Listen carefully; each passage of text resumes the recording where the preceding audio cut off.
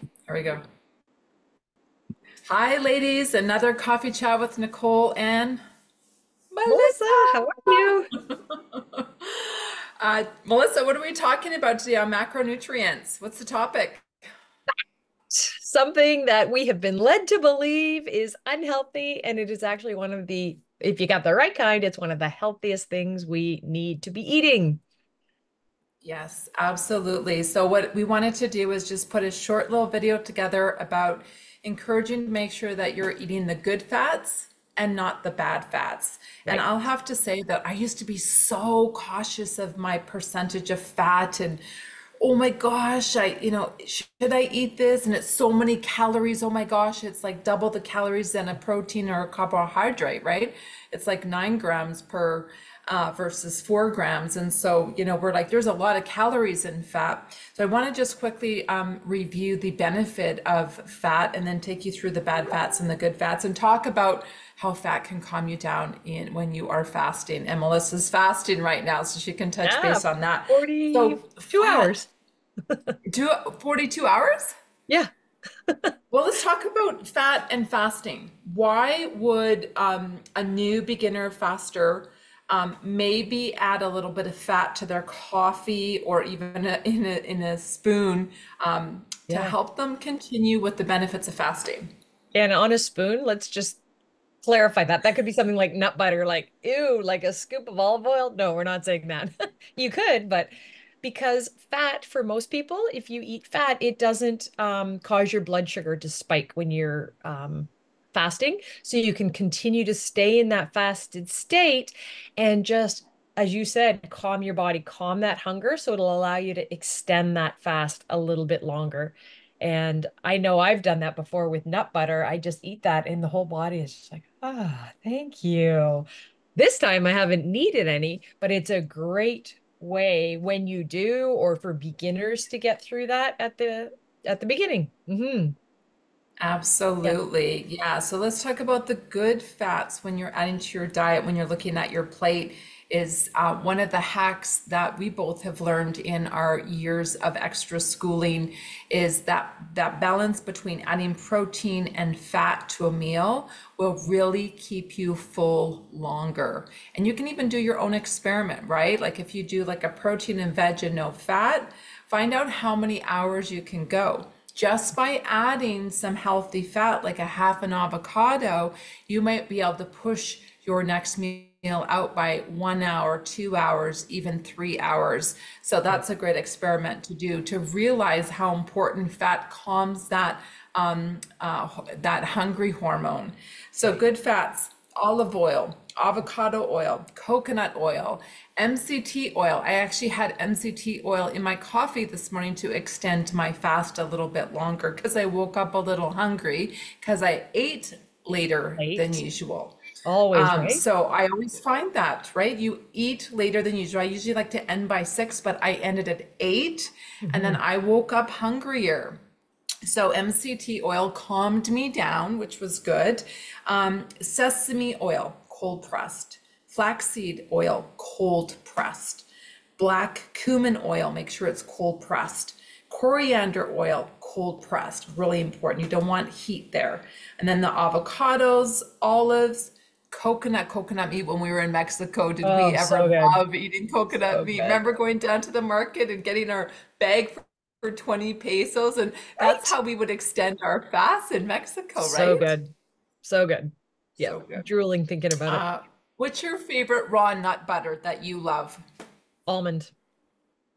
Almond. Yeah. Okay. Yeah. Almond, yep. Yeah. I And then learned the with other the two is, yep. I Oh, was just how going do to you say prefer it? I used to eat peanut butter, but that's not necessarily the best nut butter. A lot of they can be rancid and moldy and things like that. But I've noticed it makes me feel really sleepy when I eat nuts or sorry, peanuts. So when I switched out for the almond butter, I don't have that feeling at all. I just feel full. It's good. So if you Yeah. feel that with different nut butters, try a different one and see how your body feels. Because I don't have any food sensitivities or allergies, or so we think. We sometimes think it has to be bigger, anaphylactic rashes. It's just how do you feel when you eat those things? And Yeah. And then the last two, grass-fed dairy and grass-fed butter. You can also add ghee in there as well. And then the Yeah. bad fats to stay away from. What are some of the bad fats, the naughty fats that we sometimes crave in processed food?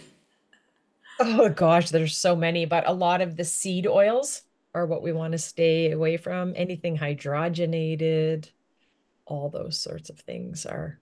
I Yeah. find it really easy now to find to eat the healthier ones, just like going to the olive oils and things like that. But what else is there? Safflower, sunflower. Yeah. What else? I can't even. Soybean oil. Oh, right. Yeah. I'm Yeah, like, I don't even the buy three those. S's, right? Yeah, got Yes. that.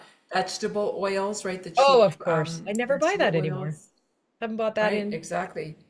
Canola oil, cottonseed oil, corn oil, partially hydrogenated oil. So even if you go into the health food section and go and get a healthier chip, some of the chip companies now are moving to avocado oils Yeah.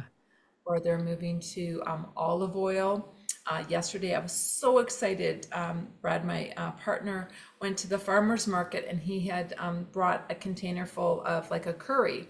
And we did chicken curry. And when I read the ingredients, I get so excited. I'm like, oh my gosh, they're using olive oil. I'm so excited. And I was like Right? jumping around doing a happy dance because it's hard to find things that are somewhat homemade or in jars without those dangerous oils. Hence why it's better to Right. make your own. So when you do find those, you know, jars that actually are using olive oil, like do the happy dance. And same with like potato chips. Like look and see if you can find a potato chip or a snack. If you don't want to give that up 100%, is to look Mhm. for the avocado oil um, or coconut oil as an option because over time those fats will really damage our cells and make us insulin resistant.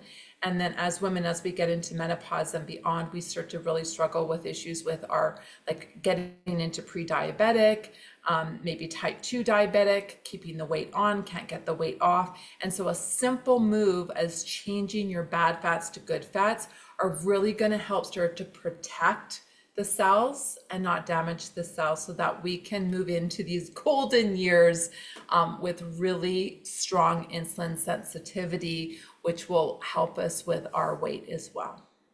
And I've noticed with some of my clients when they switch from all kinds of oils to those healthier oils, they notice a lot less pain in their joints, reduction in arthritis and rheumatoid arthritis symptoms just by doing some simple things. And I think that is such an easy switch to go from Yeah, one oil to the other because it's not like a big change in taste, a lot of it. yeah, So I don't notice a taste at all with olive oil.